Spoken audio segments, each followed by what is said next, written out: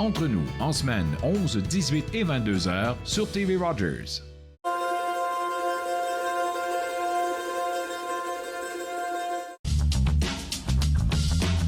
Cette émission est présentée par Télé Élan. Vous êtes enfin aux commandes. Pour en savoir plus, visitez rogers.com.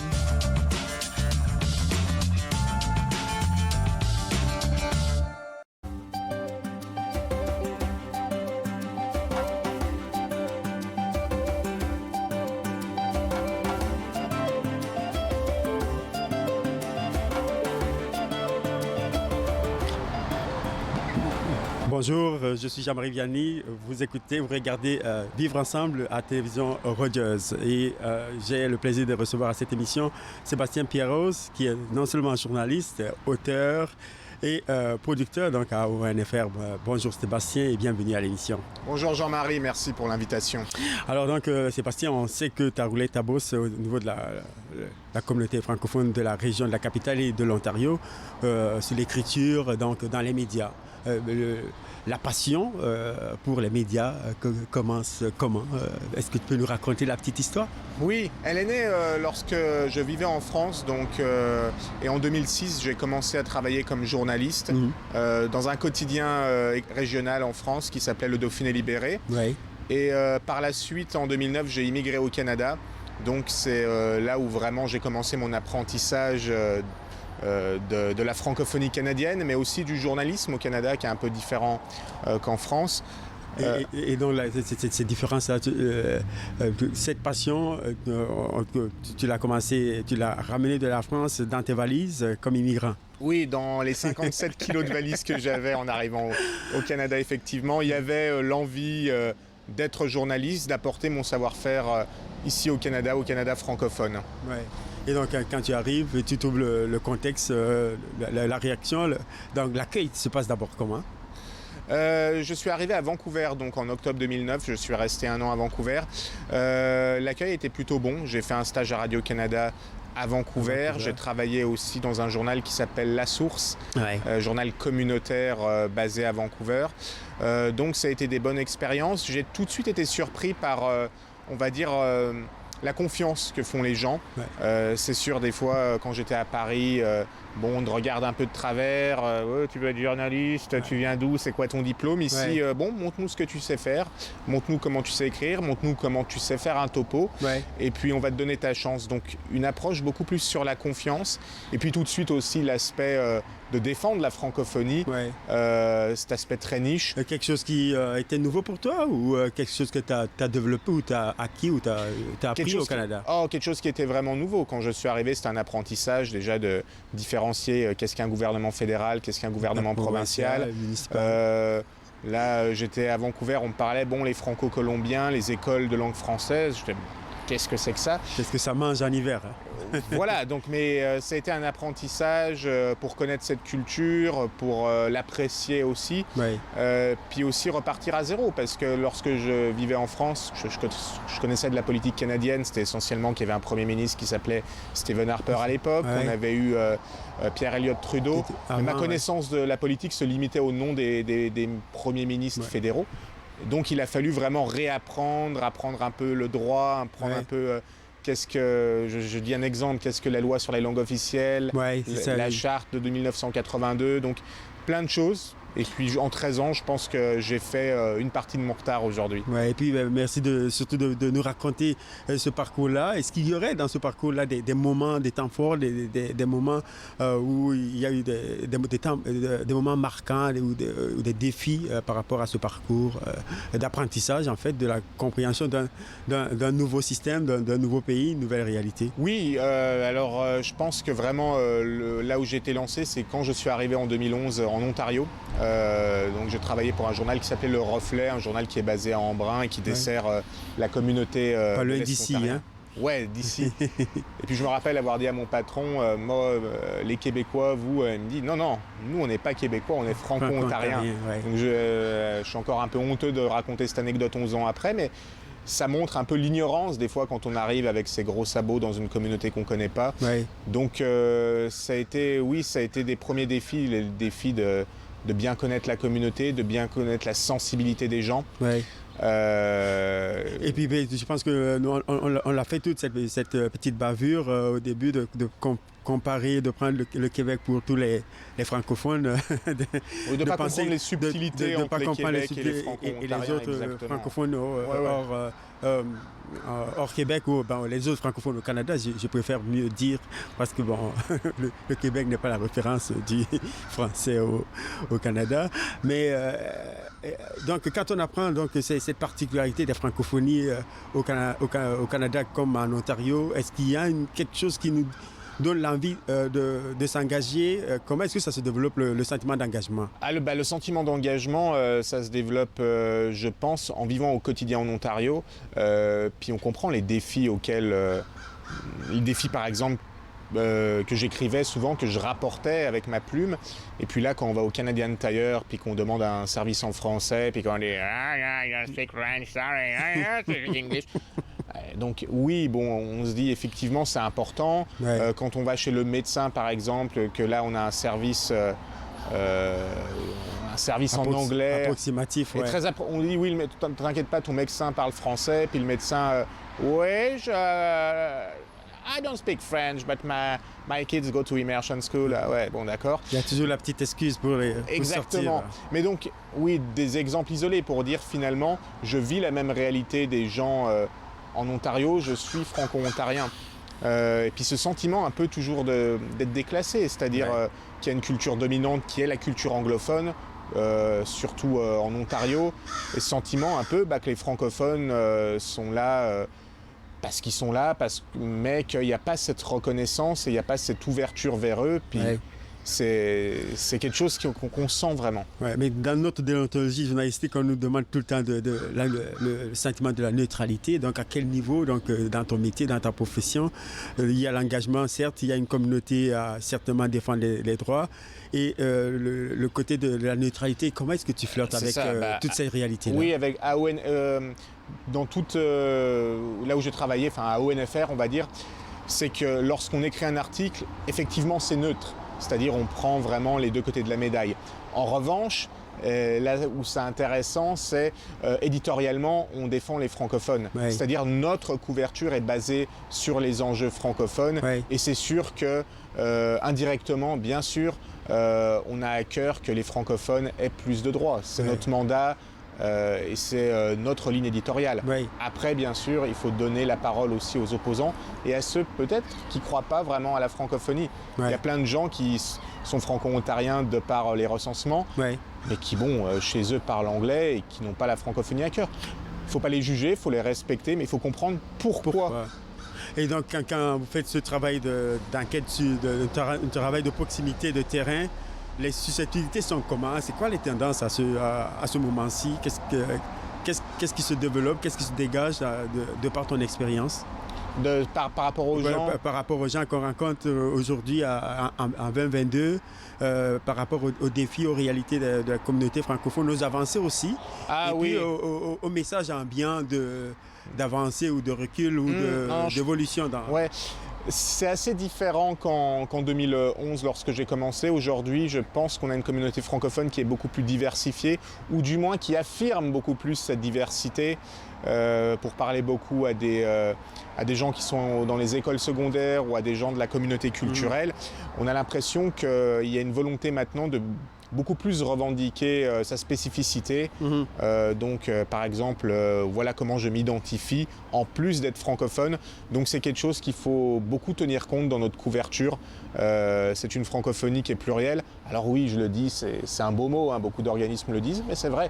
C'est-à-dire que les gens se revendiquent francophones, mais aussi ils aimeraient apporter une part de leur identité à cette francophonie. Et puis cette part de l'identité est importante. Et donc, professionnellement, comme journaliste, je sais qu'il y a eu quelques événements qui sont passés dans ces derniers temps. Par exemple, au Parlement, il y a ce convoi contre le vaccin et tout. Donc, et puis, on a vu que les journalistes comme toi avaient été menacés. Est-ce que tu as l'impression que le métier est en danger ou vous avez l'impression d'être en sécurité dans le cadre de vos fonctions? Alors oui, on va dire que oui. On vit quand même au Canada, donc on est en sécurité. c'est quand même fabuleux, un pays où on peut manifester et rentrer chez soi sans avoir de problème. Je pense que tous les citoyens du monde ne peuvent pas en dire autant. Cela dit, le métier de journaliste, il y a quand même une défiance, il y a quand même ce mouvement populiste qu'on voit depuis beaucoup d'années, qui a pris une certaine ampleur avec l'élection de Trump, l'élection d'autres populistes, et on voit finalement que beaucoup de gens associent les journalistes à une élite, hein, l'élite des banquiers, l'élite des politiciens, l'élite des corrompus qui sont à la solde du pouvoir. Et ça, bon, c'est un préjugé qu'on a du mal à enlever. Et beaucoup de gens aussi se sentent, et ça c'est peut-être la responsabilité des journalistes, se sentent pas représentés dans leurs médias. Ils lisent le média et ils disent mais ce sont des enjeux dans lesquels je ne me reconnais pas. Pourquoi on ne parle pas de mes enjeux, mes difficultés à finir les fins de mois ou de mes difficultés quelconques. Et je pense que là il y a un travail aussi des journalistes à faire, au lieu de, des fois, culpabiliser les gens en disant bon, ils comprennent rien, c'est des populistes, ils votent extrême gauche ou extrême droite. Il y a un travail aussi à faire de notre part. Et puis, je vois que les médias sociaux ont amplifié aussi... ils ont amplifié le phénomène. Oui, parce qu'avant, c'est sûr, quand on n'était pas content contre un journaliste, bon, on prenait son téléphone, on essayait d'appeler une rédaction, ça ne fonctionne pas. Maintenant, n'importe quelle personne intelligente ou idiote peut, on va dire, interpeller quelqu'un ou peut avoir un commentaire public. Donc ça aussi, ça a changé la donne. Ça oblige des fois les journalistes à tenir compte. Peut-être des fois on le fait trop, tenir compte de ce que le premier idiot va dire publiquement, ou même les organismes, et des fois ça gêne.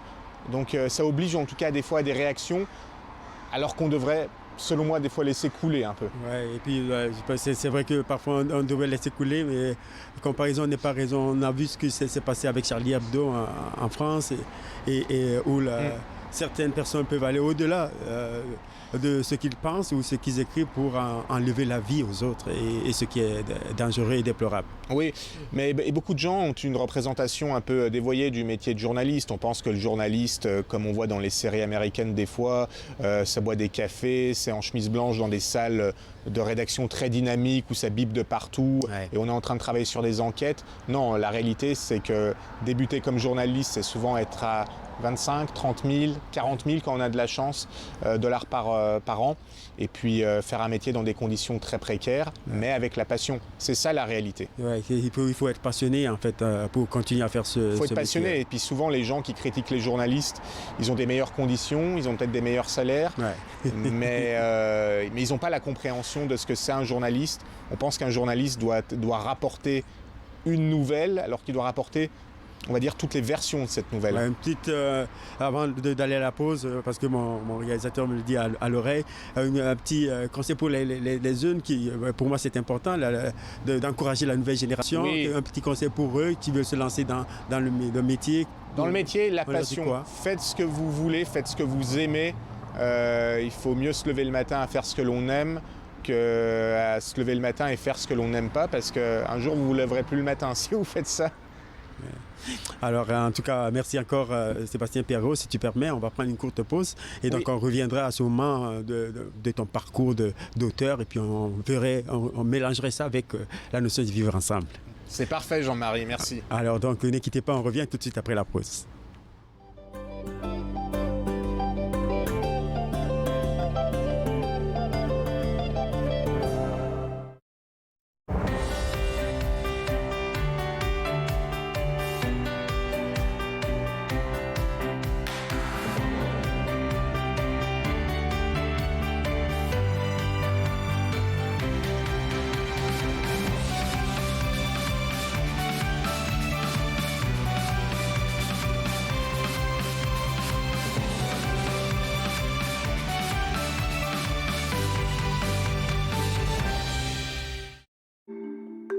Mettons que ma jeunesse n'était pas sans drogue. Je dis quoi, mon ado? J'aimerais qu'il vive sa jeunesse sans avoir peur de me parler de drogue. C'est possible? Choisir de vivre sa jeunesse sans aucune drogue, est-ce que c'est utopique? Des questions au sujet des jeunes et de la drogue. Jeunesse sans drogue Canada. Ici Linda Leclerc et je vous invite à ma prochaine émission Yoga du Rire où je serai accompagnée en studio de Gilles Dumulon et où nous allons masser nos organes internes en riant. Yoga du Rire, dimanche 20h30 sur TV Rogers.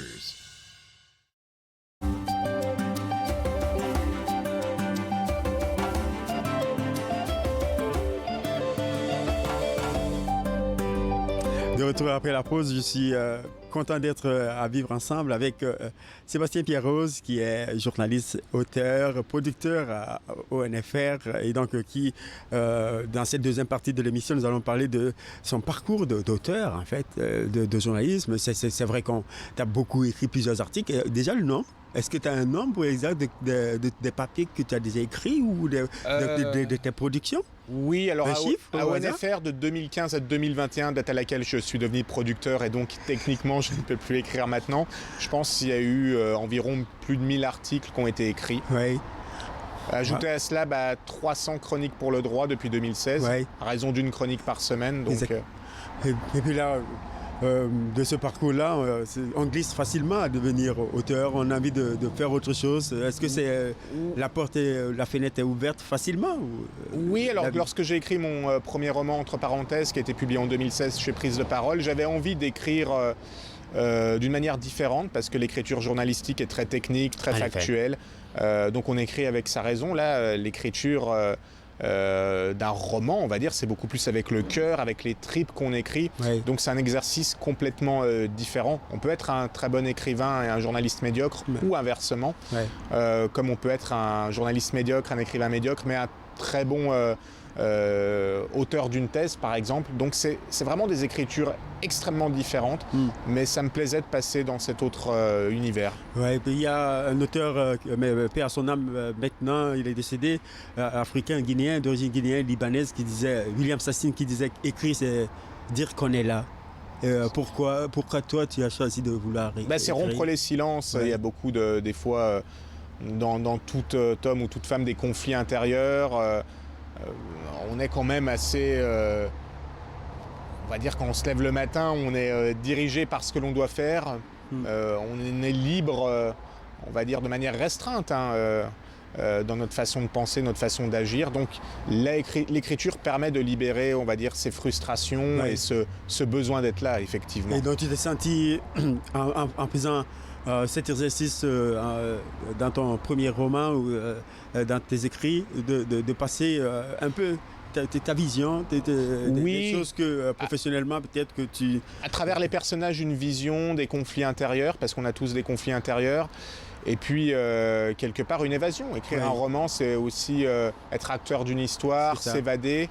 C'est quand même agréable. Et puis s'inspirer de beaucoup d'histoires parfois qui sont peut-être pas les nôtres, mais bon, qui sont des réalités qu'on a entendues ou qu'on a vues. Puis, bien entendu, des choses qui nous touchent, qu'on garde en nous et que là on peut, j'allais dire coucher sur du papier, non, on n'est plus en 1970, mais qu'on peut mettre sur son écran d'ordinateur. Est-ce qu'il est plus facile pour toi il a été plus facile pour toi d'être un auteur ou d'être un journaliste, s'il fallait faire la part des choses? C'est plus difficile d'être un auteur parce que c'est beaucoup plus personnel, l'écriture. C'est beaucoup plus difficile de dire tenez mon livre, lisez-le, parce que c'est beaucoup plus personnel et puis je pense que je suis quelqu'un de pudique que bon dire... je ne savais pas. Ah si, mais de dire à quelqu'un lisez mon article, un article c'est factuel, c'est technique, donc les gens peuvent te dire j'aime pas ton article, voilà, tu vas dire je rapporte des faits, si tu n'aimes pas, tu n'aimes pas. Je suis un messager, alors que l'auteur est quand même beaucoup plus qu'un messager. Alors comment tu gères la fameuse notion de la page blanche? Quand on a un blackout, on pense à rien, on n'a rien à écrire, on ne sait pas quoi écrire. Quand on n'a rien à écrire, on n'écrit rien. Je pense que... Est-ce que ça donne la trouille? Non, il faut avoir cette discipline, mais il ne faut pas se mettre aussi un carcan de dire j'écris 500 mots par jour. Si on a une journée, on va dire, blanche, on n'a pas eu d'émotion, ne nous mettons pas cette discipline à vouloir absolument écrire. L'écriture doit venir aussi d'émotions, de choses qu'on a envie de partager. Il y a des fois, on a des journées très neutres. Dans ce cas-là, ne nous forçons pas. Et donc, je fais le lien avec le thème de notre émission, donc le journalisme, la vie d'auteur, la vie de production. Et dans tout ça, on parle des réalités de soi, de la communauté, des gens qu'on ne connaît pas, et pour encourager, accentuer le vivre ensemble. C'est ça. Et pour toi, donc, cette notion-là, tu me disais, tu as ton idée là-dessus. Qu'est-ce que ça signifie pour toi, vivre ensemble? Alors, chacun a sa définition du vivre ensemble. Hein. Si on demande, par exemple, sans verser dans la sociologie, mais le Québec va dire c'est l'interculturalisme, le Canada va dire c'est le multiculturalisme, la France va dire c'est l'acceptation de la République. La laïcité, oui. La laïcité. C'est ça, donc chaque communauté de valeurs a sa définition du vivre ensemble. Moi, je dirais que le vivre ensemble, c'est d'arriver à être libre tout en ayant un esprit responsable, de lier la liberté. La liberté des uns s'arrête là où celle des autres commence, on connaît le proverbe, avec un esprit de responsabilité. Et je trouve la difficulté de notre époque, c'est énormément de gens veulent être libres, veulent être reconnus dans leur individualité. Ouais. Et des fois, ça se fait au détriment de la responsabilité. Moi, si j'ai envie de conduire à gauche, là, en rentrant chez moi après l'entrevue, parce que... On va compter le nombre d'accidents. Hein. Voilà, parce que je me sens plus à l'aise à conduire à gauche et parce que c'est moi qui est comme ça, non, ça ne va pas marcher. Donc il faut toujours garder un esprit de responsabilité. Si moi, je crois en quelque chose et puis quelqu'un ne croit pas en la même chose, je ne vais pas m'arroger le monopole de la vertu et de la moralité comme certains font, à vouloir dénoncer la personne et à plus qu'elle écrive. Non, c'est ça aussi, c'est un esprit de responsabilité, c'est un peu un sacrifice vis-à-vis de la communauté. Accepter que ce que j'aime pas de l'autre, je dois le tolérer parce que c'est ce que l'autre est. Et c'est là les limites de mon action envers l'autre. Oui, et puis je trouve qu'il y a une certaine forme d'intolérance qui monte depuis quelques années. Oui, que ce soit, on le voit dans des événements politiques ou des événements à droite et à gauche, sans faire de mauvais jeux de mots politiques, mais il y a une forme d'intolérance, une forme de non-respect de l'autre, de ses valeurs, une forme des fois de culpabilisation de l'autre. Mais d'autres diraient aussi qu'il y a une forme de tendance de similitude. Tout le monde se ressemble, tout le monde s'habille en telle sorte, tout le monde parle aborde les choses du même côté. Et puis pour certaines personnes, ils sont dérangés avec cette vision. Tout à fait, mais on peut accepter l'autre, mais sans aller le dénigrer ou lui dire que ce qu'il pense, ce qu'il fait, ce n'est pas bien, ce n'est pas acceptable. Personne n'a le monopole de l'intelligence et de la vertu. Hein.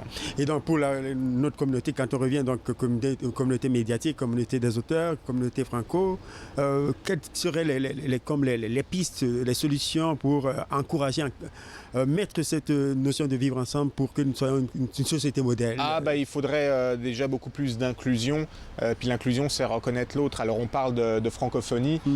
Ça fait quand même plus de 2500 jours que la loi sur les langues officielles n'a pas été modernisée. C'est un engagement de Trudeau en 2015. Ça traîne toujours, Ça traîne toujours, donc il y a toujours des belles reconnaissances avec les élus qui se partent du drapeau franco-ontarien. Mais concrètement, je pense qu'on a besoin de plus de volontarisme. Il y a 2 ans, on se souvient, près du Parlement, Trudeau avait mis son genou à terre en plein mouvement Black Lives Matter. Depuis 2 ans, qu'est-ce qui a été fait concrètement pour les communautés noires? On peut se poser la même question sur les autochtones. Toujours dans ce souci symbolique, on a maintenant un jour réservé aux autochtones, le 30 septembre. Mais ces communautés vivent dans des conditions effroyables encore au Canada. Donc nous sommes donc si je comprends bien ce que tu es en train de développer, donc l'idée de la commémoration est avancée, mais l'idée de l'opérationnalité des commémorations reste un travail de longue haleine. L'idée des symboles est en marche. Je pense que la compréhension des citoyens est en marche, mais on a du mal à passer encore aux actions.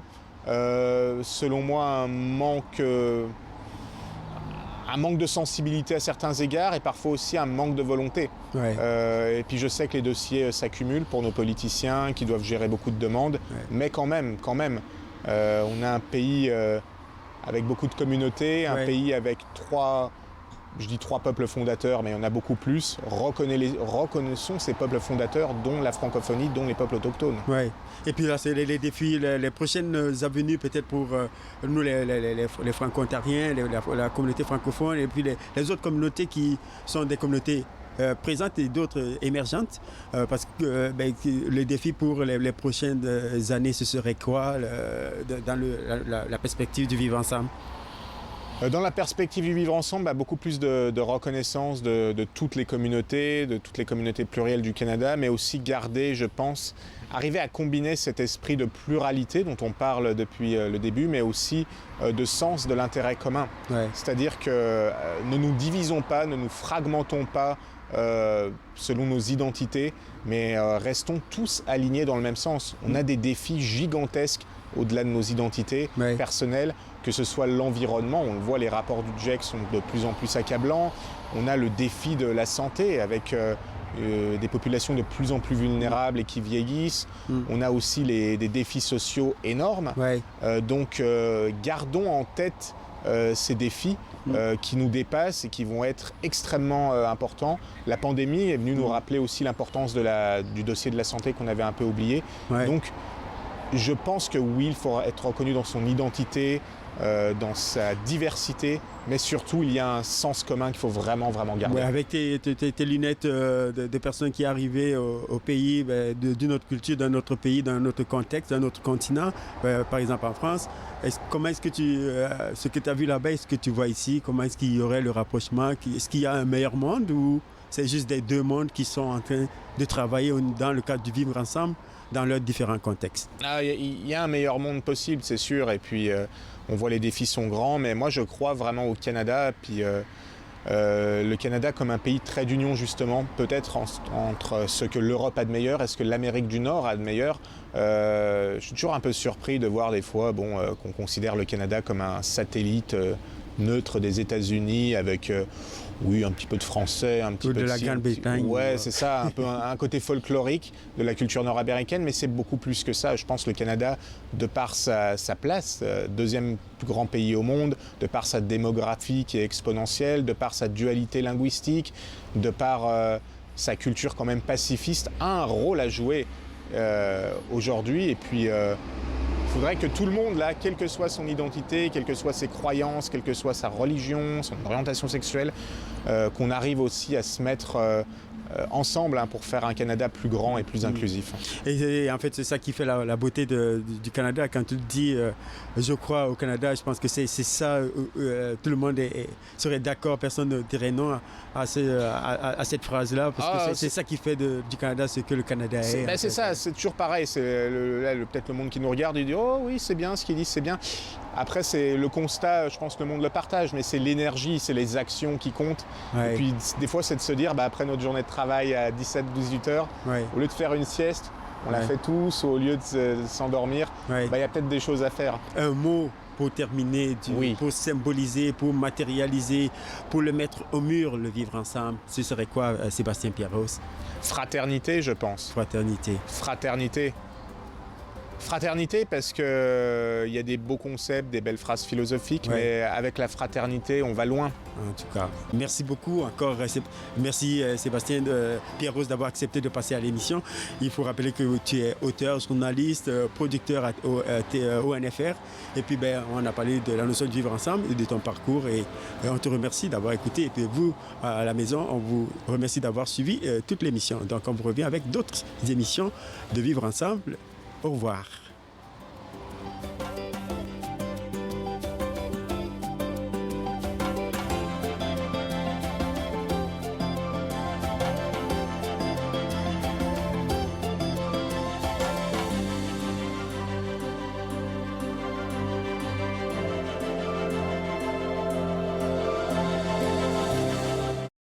Faites-nous part de vos commentaires en composant le 613-521-2323 par courriel sur Facebook et Twitter.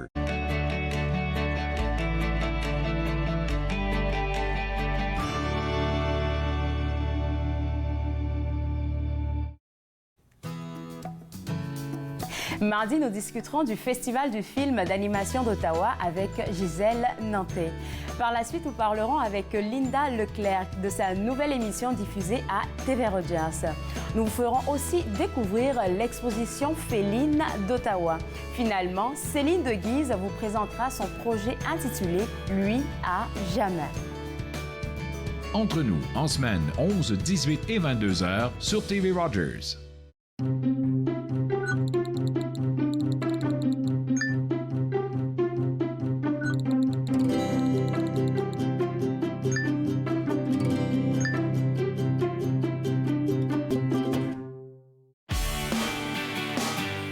Cette semaine, sur Pêche Évasion, on pêche l'achigan à grande bouche, le brochet sur le lac Constance. Pêche Évasion, samedi 12h30 sur TV Rogers.